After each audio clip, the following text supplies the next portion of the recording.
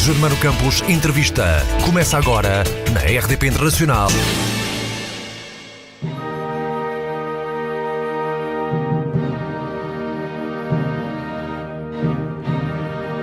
Palmira Bastos, a velha dama do teatro português dos anos 40, 50 e 60, mas também Eunice Munhoz, Carmen Dolores e Lourdes Norberto. São algumas das 15 divas das artes em Portugal retratadas num belíssimo livro da autoria do historiador Luciano Reis, agora editado. Ele é o convidado especial desta emissão de Germano Campos Entrevista aqui na RDP Internacional. Muito bem-vindo, Luciano. Foi difícil selecionar estes 15 nomes entre tantos e tantos outros que podiam estar incluídos? Foi muito difícil mesmo. A história do espetáculo em Portugal no século XX é de tal maneira extensa. Portanto, eu tenho uma coleção de livros que é o grande livro do espetáculo, em 3 volumes, que recenseei 863 nomes de pessoas que faleceram no século XX. Entre atores e produtores, atrizes, dramaturgos, compositores, cenógrafos e figuristas. Tudo ligado à arte do espetáculo. Tudo ligado à arte do espetáculo, concretamente ao teatro.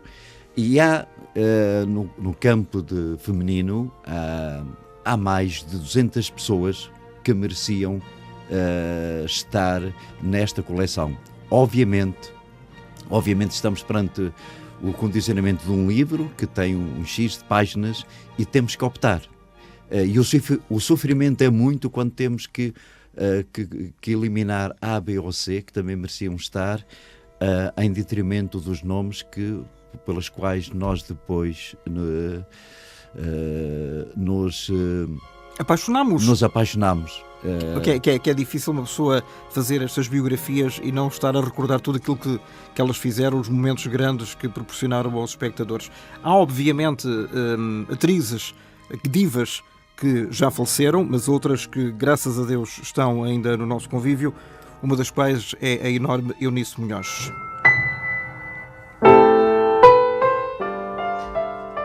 Eu queria mais altas as estrelas, mais largo o espaço, o sol mais criador, mais refulgente a lua, o mar maior, mais cavadas as ondas e mais belas, mais amplas, mais rasgadas as janelas das almas, mais rosais a abrirem flor, mais montanhas, mais asas de condor, mais sangue sobre a cruz das caravelas. A grande Eunice Munhoz, sempre presente, sempre diva. Luciano, o que é que caracteriza uma diva? O que é que elas têm que ser diferentes das outras comuns mortais? Quando eu optei atribuir esta designação de divas, eu tomei por base a excelência da arte de representar, a excelência do patamar a que chegaram. Um amor pelo teatro que começou praticamente logo na infância. Quase todas estas divas iniciaram a arte de representar aos 5, 6, 7 anos. E muitas vezes em condições extremamente difíceis. Extremamente difíceis, em que estavam perante companhias onde havia muitas vedetas e que era necessário um talento tão grande para se afirmarem, para chegarem ao topo de primeiras figuras.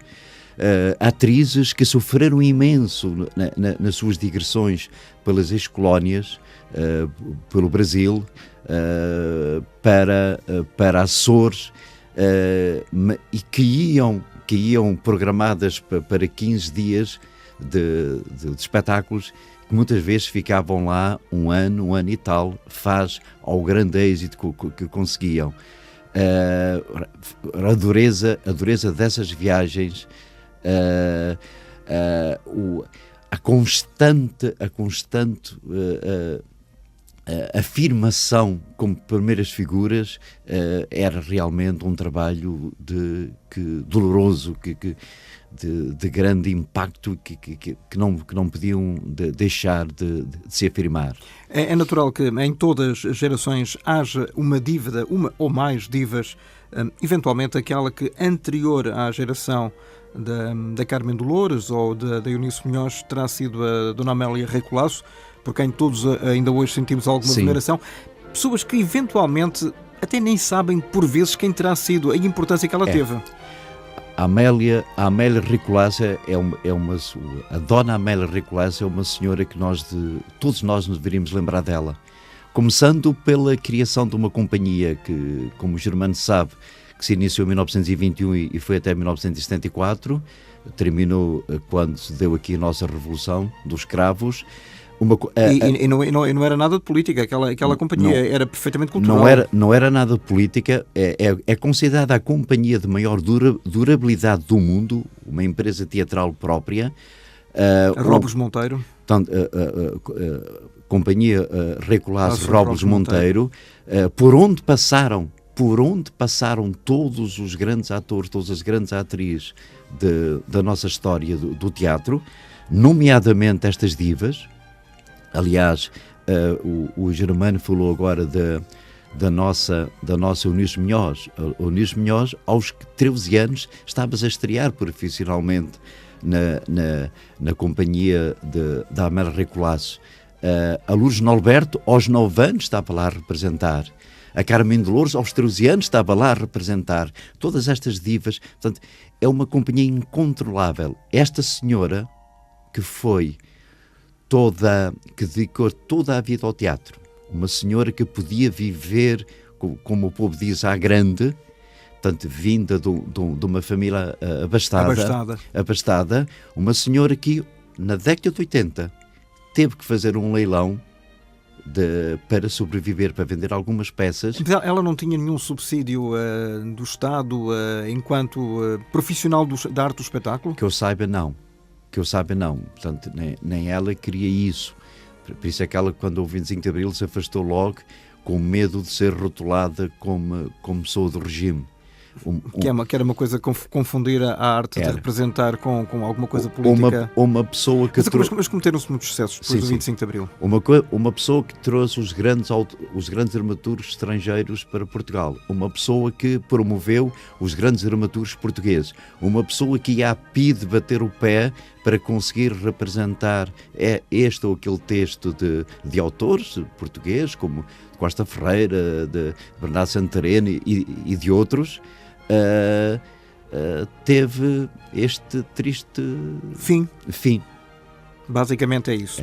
Vamos recordar a Amélia Ricolasa num excerto de um programa da RDP chamado Além Tempo.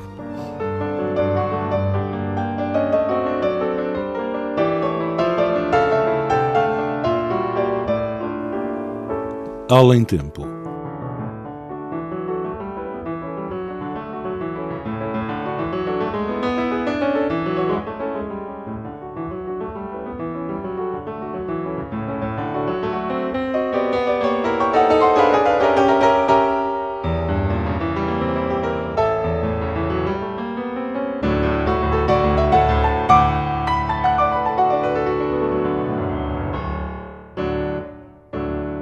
Para alguns, foi a grande diva dos palcos, para outros, a deusa dos teatros. Para quem conviveu com ela ou trabalhou, foi sempre a senhora Dona Amélia. Amélia Ricolasa nasceu no dia 2 de março de 1898.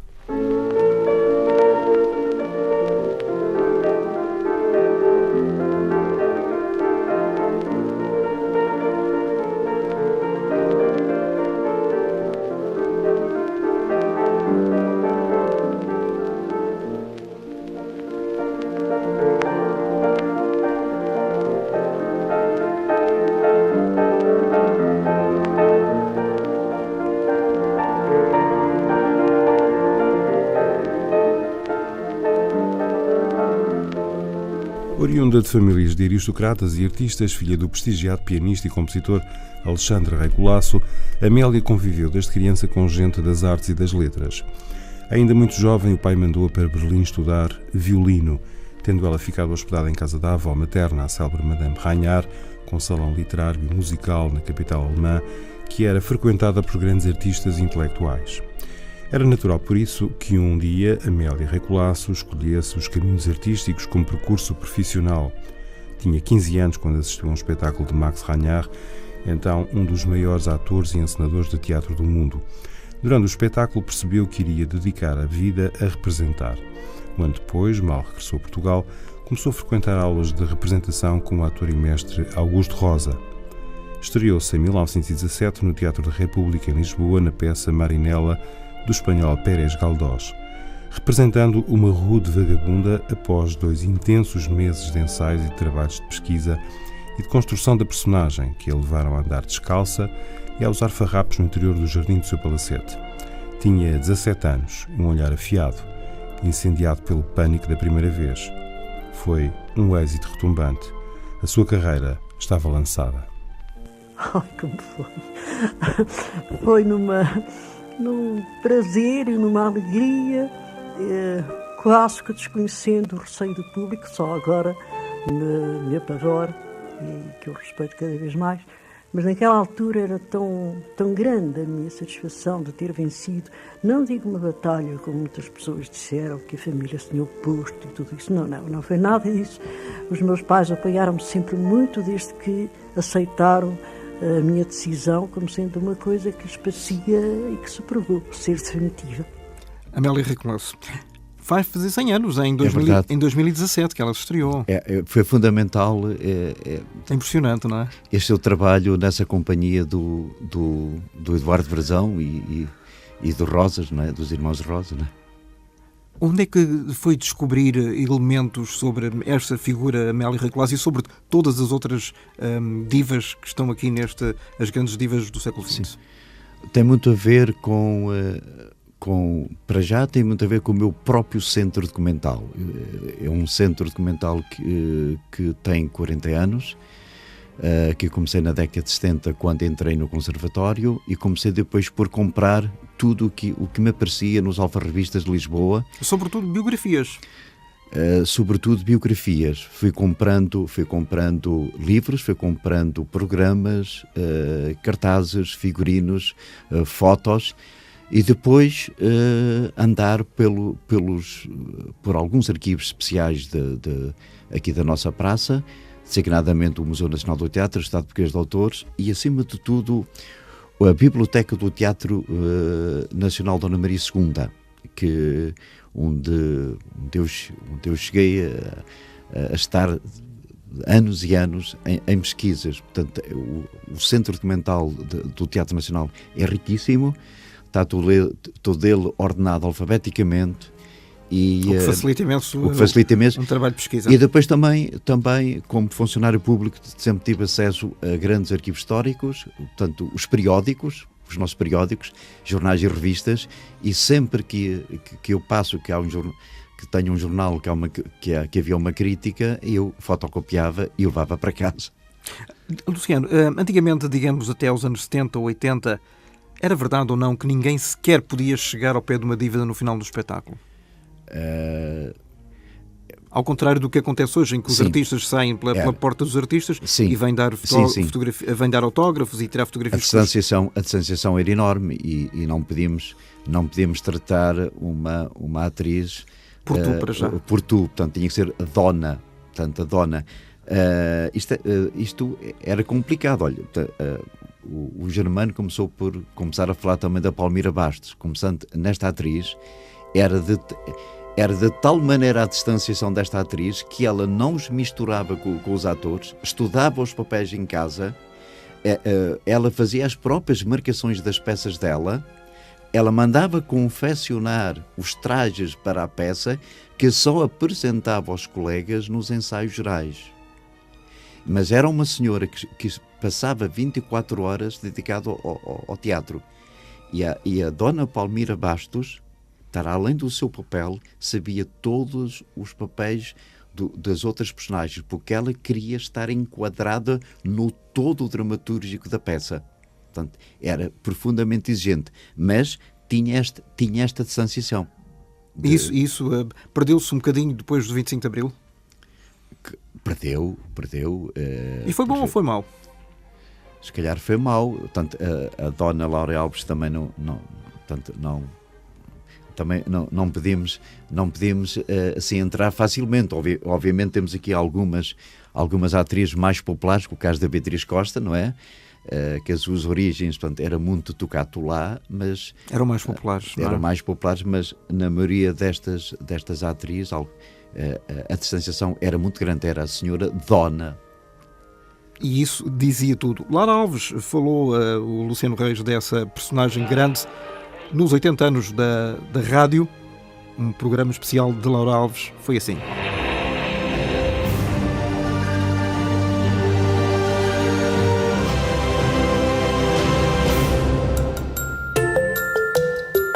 Agora proponho recordar Laura Alves numa gravação do programa Companheiros da Alegria, um quadro da revista Música, Mulheres e Fantasia.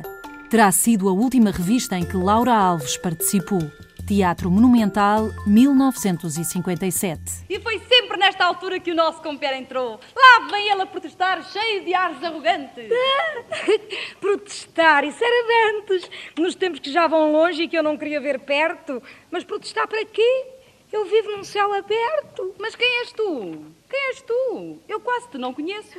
Sou o mesmo Zé Povinho. Eu bem sei que não pareço. Já não bebo carrascão, agora bebo leitinho. E como há muito não grito, passei a ser um enginho. Já não entro em zaragatas nem mesmo na mais pequena. Para quê? Não vale a pena. Vivo feliz e contente. Tenho festas todo ano. E lá para o ano 2000 vou ter metropolitano. Até foi antes, não é? Luciano, o facto de ter havido esta quebra de distância entre as divas e o público humanizou de certa forma estas figuras ou não? Sim. Para as pessoas como eu e com o Germano que amamos as artes do espetáculo, que trabalhamos neste meio de comunicação com missão, acho que sim. Mas falando a Laura Alves, se é que eu posso dizer alguma coisa... O programa é tudo seu. Germano, eu gostava de dizer que é uma diva que me é muito... querida. Muito querida. Particularmente querida. É uma diva que, tal como a Amália Rodrigues, começou a cantar na rua, em criança. É uma diva que, face à pobreza, portanto, à morte do pai, ela tem que abraçar o sustento da casa. Uma diva que muito preocupada em se educar. Foi fundamental um homem, o Duarte Schweik, aqui, que na altura, como diretor do Diário de Notícias, lhe pagou os estudos na Escola Machado de Castro. E é uma mulher que viveu de tal maneira apaixonada pelo teatro e pelos amores da vida dela, tanto que foi o teatro, o Vasco Morgado e depois o Frederico Valério. Uma pessoa que morreu completamente abandonada. Como nós sabemos, era um vulcão em palco. Nunca haverá ninguém capaz de a substituir. Uma mulher que em 1951 estava a estrear o Teatro Monumental, com aquela célebre opereta As Três Valsas, onde também estava o João Vilaré. Uma mulher que depois vê derrubar aquele teatro em 1984, vê acabar o teatro Laura Alves, que o seu marido lhe tinha dedicado na Rua da Palma. Portanto, uma mulher que não teve nada, morreu completamente desprezada. Parece que isto é uma sina também das divas, têm os seus períodos áureos de glória, o clímax, em determinada época das suas vidas, e depois, no declínio, no ocaso, elas são realmente muito maltratadas. Isso mesmo. Nós temos o caso da Laura Alves, portanto, esses maus tratos, o caso da Laura Alves e o caso da Maria Dulce, que foi aflitivo. Mais recentemente. A Laura Alves, portanto, a Maria Dulce era uma pessoa que nem dinheiro tinha para vir a Lisboa.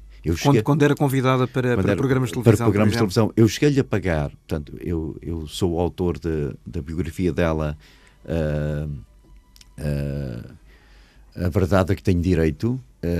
Convivi muito com ela, portanto, foi muita vez, conviveu muito em minha casa e passou grandes privações económicas no final da vida dela, uma senhora que portanto, teve um percurso enorme em Portugal e em Espanha, e também acabou completamente desprezada, porque nós não temos o culto pela memória, nós não nos preocupamos em valorizarmos aquilo que tivemos. Há programas, por exemplo, na televisão, temos a RTP Memória, o programa do Júlio Isidro, o Inesquecível. Creio que muitos dos nossos ouvintes, mesmo lá fora, conseguem ver este programa. Este mesmo programa, o Germano Campos Entrevista, tenta manter viva a memória de muitas pessoas que já sem dúvida. Não estão por cá. E a Maria João Gama também, o Tributos, a Maria João Gama. Portanto, E a Helena Ramos também fazem apontamentos na RTP Memória dedicada às pessoas. Mas só nesta casa, infelizmente,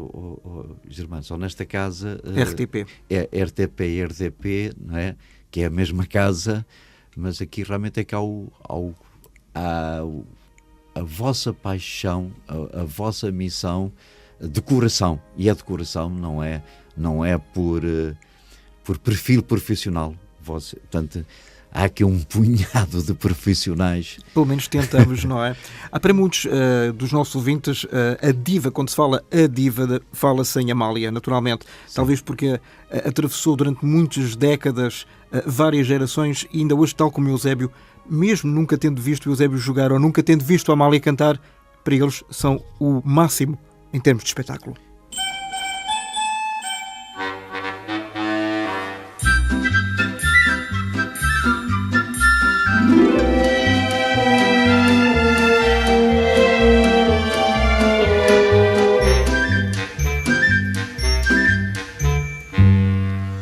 A apanhar o trevo do chão, a apanhar o trevo na manhã de São João.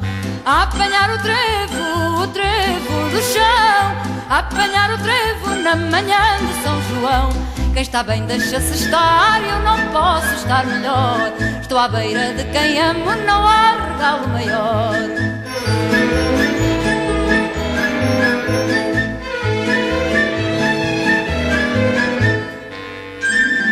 A apanhar o trevo não tem colhas, ó Maria. A apanhar o trevo até ao romper do dia. A apanhar o trevo não tem colhas, ó Maria. A apanhar o trevo até ao romper do dia. Não me atires com pedrinhas que eu estou a lavar a louça. Atira-me com beijinhos, mas que a minha mãe não ouça.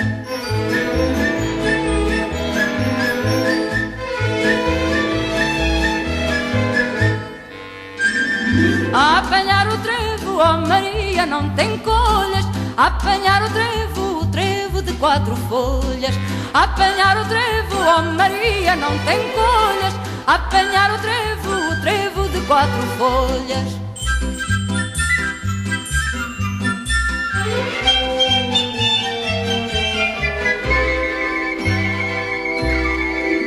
Luciano Reis, Amália foi diva na música, mas também no cinema e no teatro. Foi.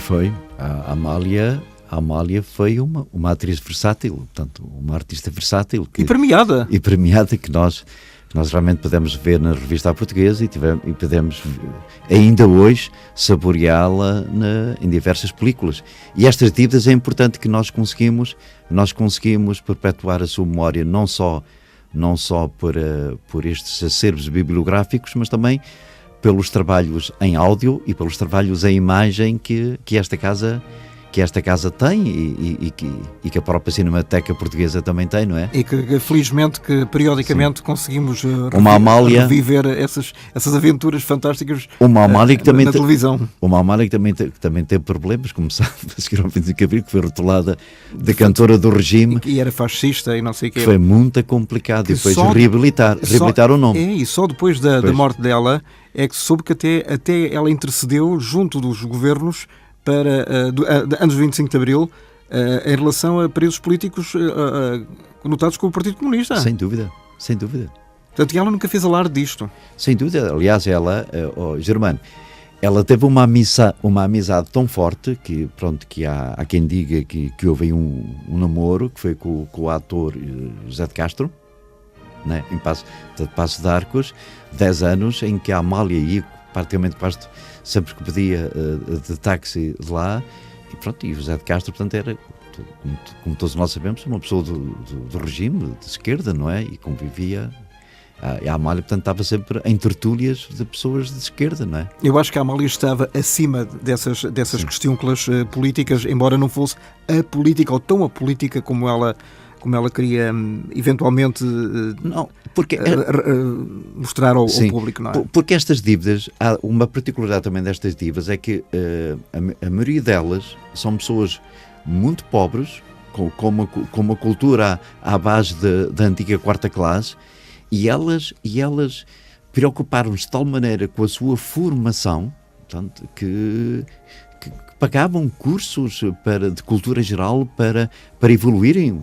Repara, a Beatriz Costa com o Agostinho da Silva e a Amália, que falava também uma série de línguas. Estas pessoas não adormeceram no serviço. Vieram de baixo, mas ficaram lá mesmo para cima. Pois. Beatriz Costa falou na Beatriz Costa, aqui cá está uma das grandes divas do cinema português, neste tema eterno da Aldeia da Roupa Branca.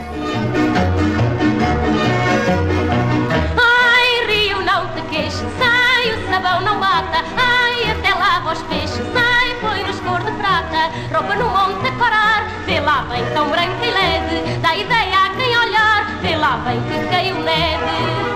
Água fria da ribeira, água fria que o sol aqueceu, ver a aldeia, traz a ideia, roupa branca que a gente estendeu, 3 corpetes, um avental, 7 fronhas e um lençol, 3 camisas no enxoval que a freguesa deu ao rolo. 3 corpetes, um avental, 7 fronhas e um lençol, 3 camisas no enxoval que a freguesa deu ao rolo. Ai, Rio, não te queixes, ai, o sabão não mata, ai, até lava os peixes, ai, põe-nos cor de prata, olha ali um enxoval, vê lá bem nas urzas brancas, parece um monte de um pombal, vê lá bem de pombas brancas.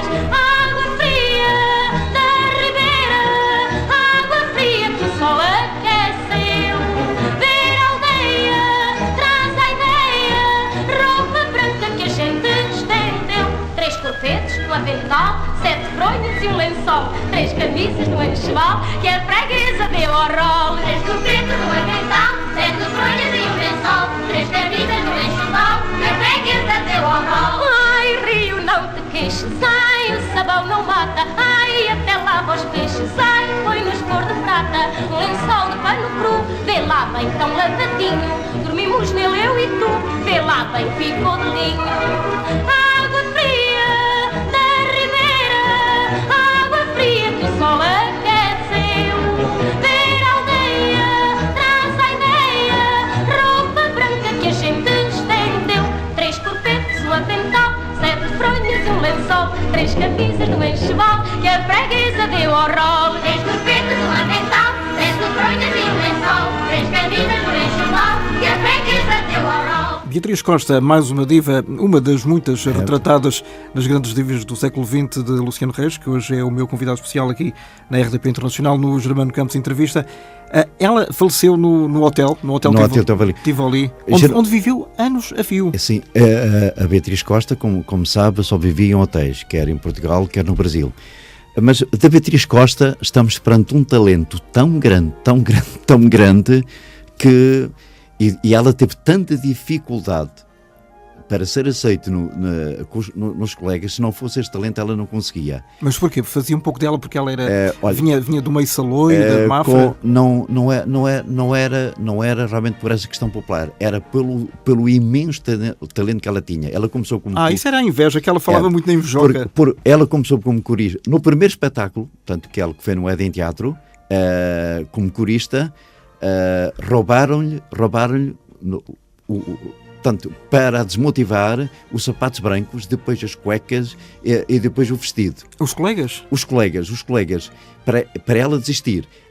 A seguir, a revista vai ao Porto. No Porto, os colegas combinam entre eles, compram uma quantidade enorme de bilhetes para a patearem. Mandam-lhe para o camarim uma caixa com um rato morto no meio de palhas. Ela fica completamente assustada, representa sem conseguir olhar para os olhos dos espectadores, e depois, no final, as palmas foram tantas, que nascia aí a grande vedeta e o respeito pelos colegas. A seguir, o Sousa Barço, portanto, ela vai para o Brasil, ainda como corista. Os autores, no bar que combinam, se houver qualquer coisa, portanto, prepararam um número para a promoverem como atriz.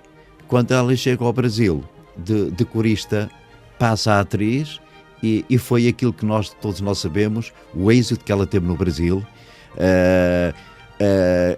a querer contratarem-na. Logo nessa primeira digressão, o Procópio Ferreira, que era o pai da Bibi Ferreira, tinha uma grande empresa e queria que ela ficasse lá, e temos perante uma atriz, como tivemos a Milou, que podiam ter ido para Hollywood, foram contratadas para ir para Hollywood e não quiseram, portanto, por amor a Portugal, por amor às suas raízes. Portanto, aqui é que elas queriam movimentar, aqui é que elas achavam que deveriam dar o seu talento ao povo que era delas.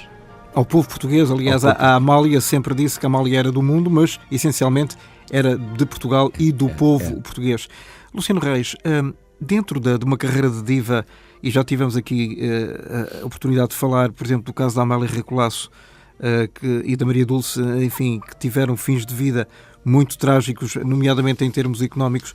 O ocaso, o não aparecerem na televisão, o não serem convidadas para aqui e para acolá, ou seja, quem não aparecer esquece mesmo. Isso não é o grande pesadelo de uma atriz ou de um ator? É o grande pesadelo. Em Portugal, como o Germano sabe, estamos a viver num ciclo de hábito.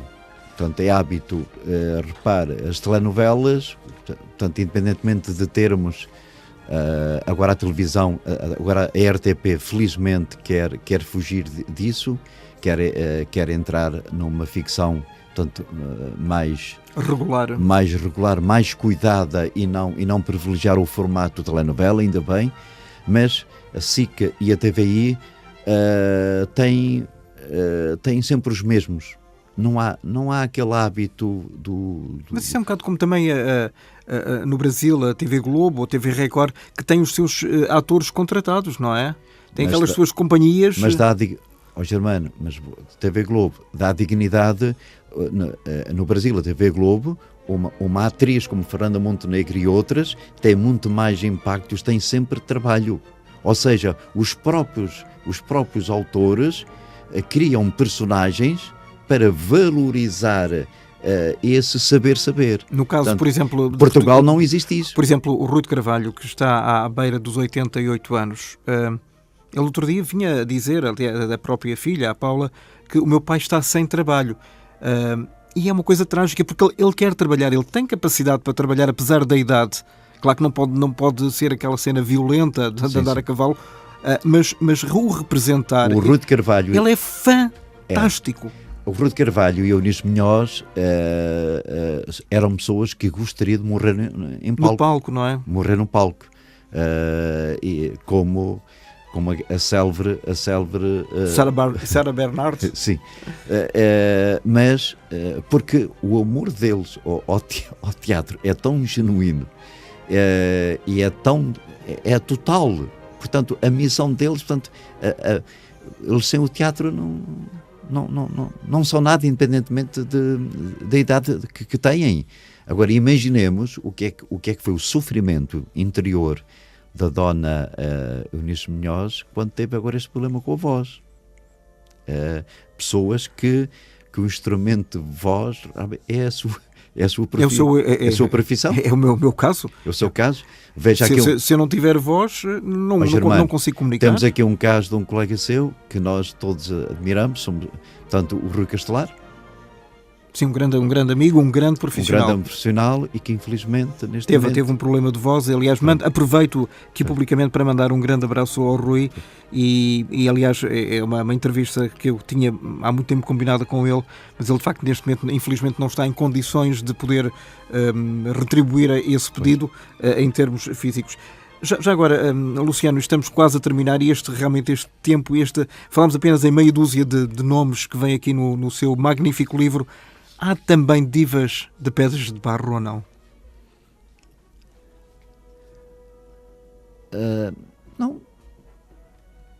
Não sei. Não sei até que ponto. Pronto, mas são divas. Há tudo um pouco Ou seja, a minha pergunta é, no sentido de, por vezes, essas divas, essas atrizes, neste caso só falamos de atrizes, acabarem por não corresponder à ideia que nós temos de diva. Não, eu penso que não. Eu penso que não, porque a exigência do público e das parcerias e empresários era de tal maneira exigente que hoje sim, mas nenhuma destas divas teria chegado à primeira figura se não houvesse uma coisa que chama talento. A inspiração e a transpiração vêm a seguir ao talento. A transpiração, há bocado falámos na Palmeira Basco, que trabalhava às 24 horas, que depois dos espetáculos, chegar a casa à meia-noite, 1h, ia para trabalhar. Eram pessoas que se entregavam totalmente, como a Laura Alves, como esta gente, se entregavam totalmente à construção da personagem, eram pessoas inteligentes. E por vezes o público não se apercebia bem do drama que envolve cada uma dessas figuras. O próprio Germano falou aí da Dona Amélia Colasso, que no princípio da sua carreira teve professores particulares. Eram pessoas profundamente exigentes com a arte de representar, com a técnica da arte de representar. E isso não havia nessa altura não havia aso a que isso acontecesse.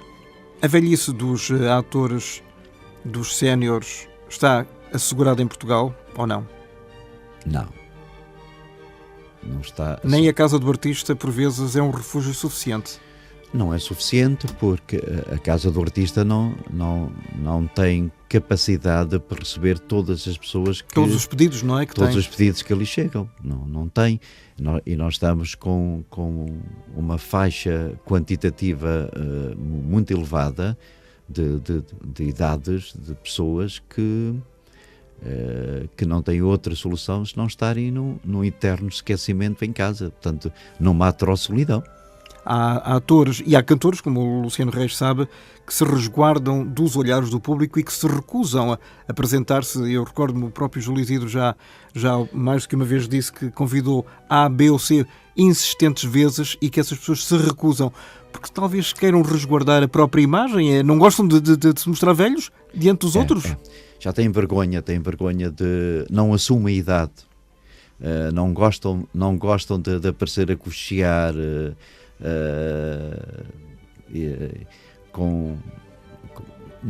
não se gostam de ver assim, nessa idade. Preferem que seja o público a manter uma imagem que não corresponda hoje à realidade. Sim. E que foi fabricada há 30, 40, sim, 50 sim. e 60 anos. E alguns nem sequer vêm à rua.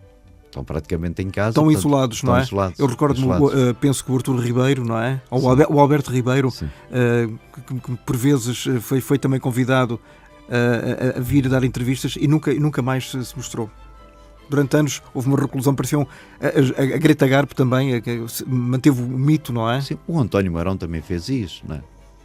Por isso é que muitas vezes não só são as pessoas que convidam e as pessoas não querem vir, como outros não gostam, estão doentes, estão no ocaso da vida e não gostam realmente de recordar o que elas foram. Mas aqui neste livro, e Luciano Reis agradeço muito, as grandes divas do século XX, todas elas são divas eternas.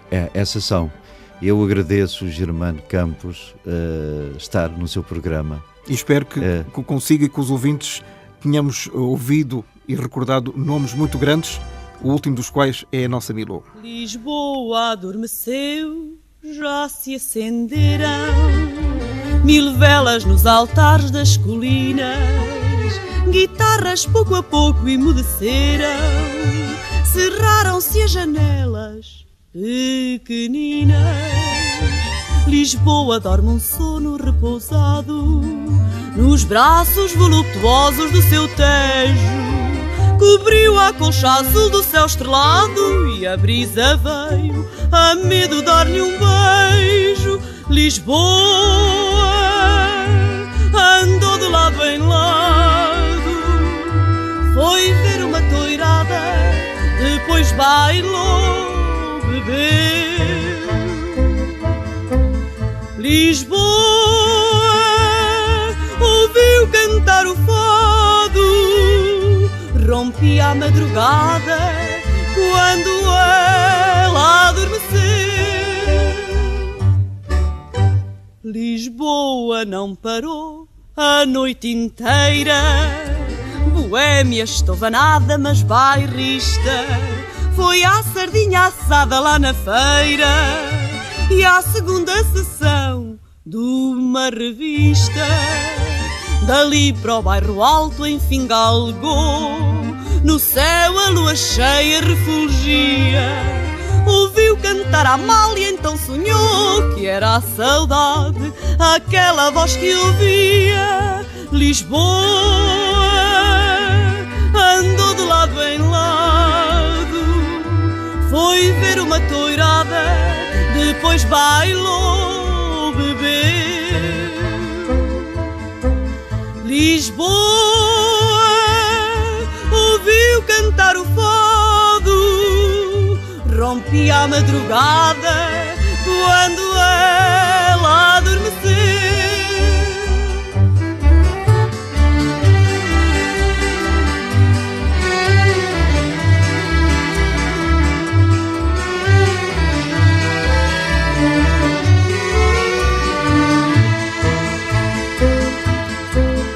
Lisboa ouviu cantar o fado, rompia a madrugada quando ela adormeceu. É a pergunta certa no momento exato. No programa Germano Campos Entrevista, a conversa não tem rodeios e vai direto ao assunto. Boa pergunta mesmo. O que é que te influencia quando escreves uma música? Isto é uma boa pergunta. Que personalidade ou que perfil é que eles devem ter para serem espiões? É uma pergunta muito interessante. Que se chamará? Uau, isso é uma boa pergunta. Que fontes de inspiração, João? Várias. É uma boa pergunta. Na IRDP Internacional, este é o programa que faz as perguntas diretas a todos os convidados. Germano Campos Entrevista, para escutar todas as terças-feiras, depois das 19 horas, na IRDP Internacional e a qualquer momento em IRDP Play.